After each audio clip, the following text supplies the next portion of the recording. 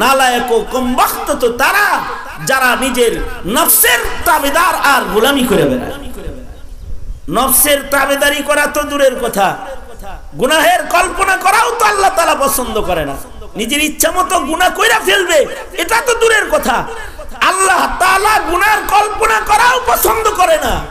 একটা সময় আল্লাহ পাক মুসলমানদেরকে বিধান হিসেবে নির্দেশ দিয়েছেন, এই সাবধান, গোপনেও গুনার ধান্দা করিস না, গোপনেও তোরা গুনার ধান্দা করিস না। গুনার ধান্দা করলেও কিন্তু আমি জানি হিসাব লমু, কিন্তু গুনার কল্পনা করলেও হিসাব লমু। আর গুনাহ করা তো ইচ্ছা, কিন্তু ইচ্ছা করে গুনার কল্পনাও করিস না, ইচ্ছা করে ভিতরে ভিতরে গুনার ভাবনাও করিস না। এটা ছিল আল্লাহ পাকের নির্দেশনা। আয়াত নাজিল করে আল্লাহর রাসূল সাল্লাল্লাহু আলাইহি ওয়াসাল্লামের কাছে পাঠায়া আল্লাহ তাআলা তার বান্দাদেরকে হুমকি দিয়ে দিয়েছে একেবারে, লিল্লাহি মা ফিস সামাওয়াতি ওয়া মা ফিল আরদ, লিল্লাহি মা ফিস সামাওয়াতি ওয়া মা ফিল আরদ, ওয়া ইন তুবদু মা ফি আনফুসিকুম আও তুখফুহু ইউহাসিবকুম বিহিল্লাহ ফায়াগফিরু লিমান ইয়াশা ওয়া ইউআযযিবু মান ইয়াশা। আল্লাহ তাআলা নিজের বিধান জানায় দিয়েছে, সাবধান সাবধান, ভিতরে ভিতরেও কিন্তু গুনার ধান্দা করবি না, এটাও কিন্তু আমি জানি। যদি কোনো কিছু গোপনে গোপনেও ধান্দা করো সেটাও জানি আমি, কিন্তু এটারও ইউহাসিবুকুম বিহিল্লাহ, এর জন্য কিন্তু আদালতে কিবরিয়াতে আসামি করে দাঁড় করানো। ইচ্ছা দিছি দেখেই যে মনে যা চায় তাই করবি, তা তো করতে পারবি না, পারবি না। আমি আল্লাহ যেটা অপছন্দ করি সে অপছন্দনীয় কাজের ধান্দাও দিলের ভেতরে কখনো তুই আনতে পারবি না। আও তুখফুহু ইউহাসিবকুম বিহিল্লাহ, গোপনেও যদি কোনো কিছু ধান্দা করাস এর জন্য কিন্তু তোকে হিসাব নেব। কত বড় ধমকি! আরে গুনাহ করবেন তো দূরের কথা, নিজের ইচ্ছায় গুনার কল্পনা করলেও হিসাব নিবে, ধমকি দিয়া বলতেছে, হ্যাঁ আমার ইচ্ছা করলে কাউরে মাফ করতে পারি, আবার ইচ্ছা করলে এর জন্য আমি সাজা দিতে পারি। আল্লাহ বলতেছে যে গুনার ধান্দা করবি এর জন্য আমি শাস্তি দিতে পারি, হুমকি দিয়ে দিছে। সাহাবায়ে কেরামের জামাত, মুবারক জামাত টেনশনে পড়ে গেছে, হায় রে, মানুষ হিসেবে নফস যেহেতু আছে গুনার ধান্দা তো আইবই। হ্যাঁ, গুনার ধান্দা মুক্ত একদল মানুষ আছে যাদের গুনার ধান্দাও আল্লাহ তাআলা দেন নাই, যাদের নফস আছে কিন্তু তাদের নফসটাকে আল্লাহ তাআলা মাসুমিয়ত দান করেছেন। আহলুস সুন্নাতি ওয়াল জামার আকীদা হলো পয়গম্বরদের দিল নফস মাসুম নফস, এই নফসের ভেতরে গুনার কল্পনাও কখনো হয় না। আল্লাহু আকবার জোরে করে বলেন। নবীদের গুনার কল্পনাও নাই। নবীদের কি নাই? নবীদের কি নাই? গুনার কল্পনাও নবীদের নাই। গুনাহ করা তো দূরের কথা, কোন নবীর তো গুনাহ নাই, কোন নবীর গুনাহের কল্পনাও নাই। নবীরা মাসুম, কিন্তু সাহাবী নবীজির পরেই যাদের ইমানি মর্যাদা, সাহাবিয়তের মর্যাদা, তাদেরও গুনার কল্পনা আছে, এমনকি তাদের জীবনে গুনাহও আছে, তারা গুনাহ করে ফেলেছেন, তো গুনার কল্পনা তো তাদেরও হয়।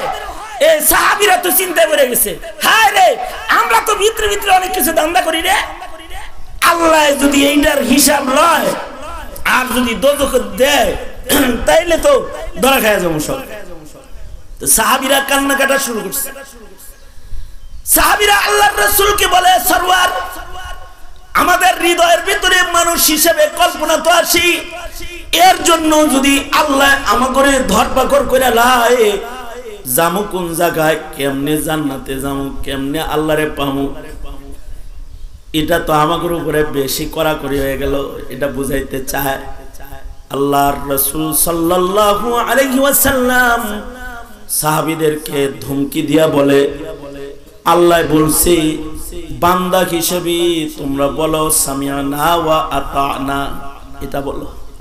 ঠিক আছে আল্লাহ, আপনি যদি হিসাব নেন গোলাম হিসেবে আপনার ফয়সালা আমাদের কোনো ইচ্ছা নাই, আল্লাহু আকবার বলেন, আল্লাহু আকবার জোরে করে বলেন, আওয়াজ করে বলেন, আওয়াজ করে বলেন। কি বলবা? সাহাবীদেরকে আল্লাহর রাসূল বলে বনি ইসরাইলের মতো এটা বইল না, সামিয়ানা ওয়া আসাইনা, শুনলাম কিন্তু মানলাম না, এরকমটি বইল না, বরঞ্চ তোমরা বলো সামিয়ানা ওয়া আতানা। হ্যাঁ আল্লাহ, আপনার ফয়সালায় ঠিক আছে, আমরা আপনার ফরমান শুনেছি এবং আজ থেকে আমরা আমাদের নফসকেও কল্পনার জগৎ থেকেও বাঁচানোর জন্য আমরা মেহনত শুরু করে দিলাম। বলো আতানা, এটা বলো। সাহাবীরা সবাই মিলে যখন রাসূলের ফরমান আসার সাথে সাথে বলে ফেলেছে সামিয়ানা ওয়া আতানা ইয়া রব্বানা, ওগো আল্লাহ আপনি যা বলছেন শুনছি, আপনি যা বলছেন তা আমরা মানার জন্য রেডি হয়ে গেছি। আমরা আজ থেকে আমাদের কল্পনার জগৎকেও হেফাজত করব।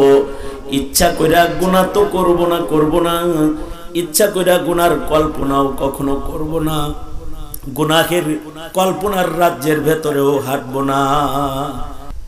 কি সাহাবীরা কি বলে? এ কারণেই সাহাবীদের উপর আল্লাহ রাজি, রাদিয়াল্লাহু আনহুম ওয়া রাযু আন। আমরা 5 ওয়াক্ত নামাজ পড়তে রাজি না, আমরা 1 মাস রোজা রাখতে রাজি না, আমরা একবার জীবনে হজ করতে রাজি না, আমরা বছরে 40 ভাগের 1 ভাগ যাকাত দিতে রাজি না। আর সাহাবীরা বলে আমরা গুনার কল্পনা করতেও রাজি না। আল্লাহু আকবার বলেন, সামিআনা ওয়া আতানা। এটাকে বলে মুসলমানি, এটাকে বলে ইসলাম, এটাকে বলে আত্মসমর্পণ। এই কারণেই উলাইকাল্লাযীনা ইমতাহানাল্লাহু কুলুবাহুম, আল্লাহ তাআলা তাদের কলবের পরীক্ষা যত কায়দায় নেওয়া যায় সব কায়দায় নিছেন, সব কায়দায় পরীক্ষা নিছেন। আমরা তো পরীক্ষা দেওয়ার উপযুক্তই না। যাদের পরীক্ষা দুনিয়ায় নেওয়া দরকার তারা পরীক্ষা দিয়ে ফেলেছে। তারা হলো উলাইকা আসহাবুর রাসূল সাল্লাল্লাহু আলাইহি ওয়াসাল্লাম, নবীজির সাহাবী যারা, তারা উলাইকা হুমুল মুমিনুনা হাক্কা লাহুম দারাজাতুন ইনদা রাব্বিহিম ওয়া মাগফিরা। তাদের মর্যাদাও বেশি, তাদের জিন্দেগীর সব গুনাহ মাফ। কারণ আল্লাহ যা কয় নিজের ইচ্ছা শক্তিকে দমন করে তারা সব মানতে রাজি। আল্লাহ কয় এই যদি ভিতরে ভিতরে কল্পনা করো তাও ধর্ম কিন্তু আমি